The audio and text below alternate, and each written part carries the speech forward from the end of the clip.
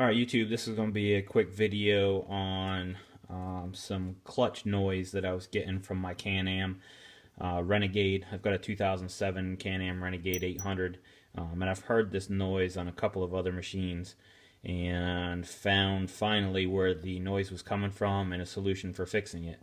Initially I was getting a tinny sound, almost a real light metal rattling, like you would hear out of your lifters. Took the machine into Can-Am, let them adjust the lifters. They gave me before and after specs. The before specs were still within tolerance, so the noise wasn't coming from there. It told me everything looked good. I thought it may have been timing chains rattling around.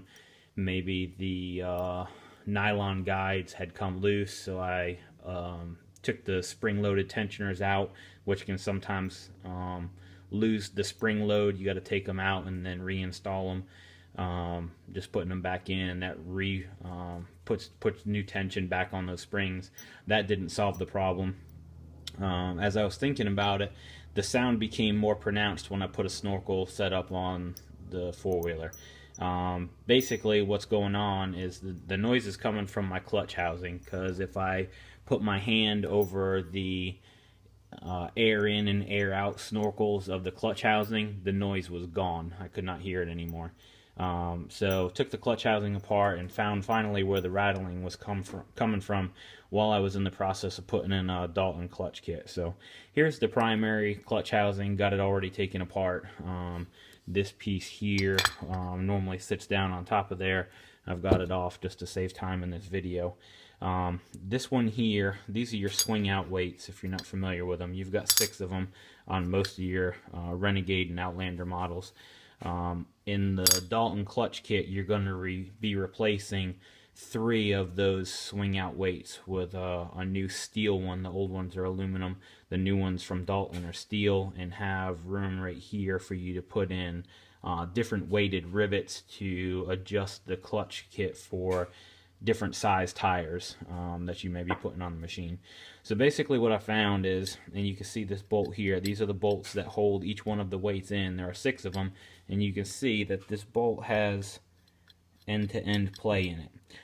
You got a locking nut on this side and a Torx bit head on this side. This locking nut bottoms all the way out. Now I've got one here that's taken out already. You can see that there's a shoulder on here. It's not zooming too well, but there's a shoulder right here, and the thread stops. So the locking nut can only go on there so far, and even with them tightened down all the way, you have this movement. Now when the machine is running, you get that side-to-side movement, and that's what makes your noise. This one here is one that I have already fixed. This is the Dalton clutch weight on there. The bolt has been reinstalled.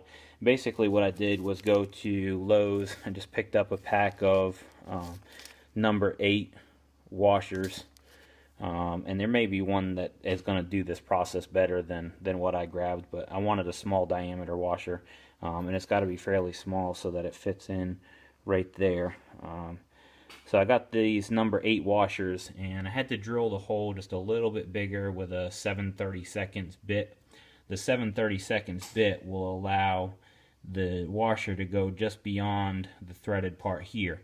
When you install it, you put the washer down here on the nut end, and as you can see, there is no play in that bolt at all. And all it's doing is making this bolt more solid. Doesn't have any impact whatsoever on the ability for the weight to swing out or move back in. Doesn't tighten that down at all.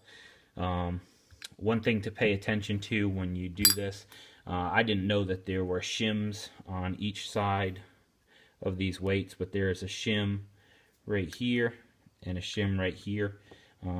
These are the shims. They look similar to the washers, but they are paper thin.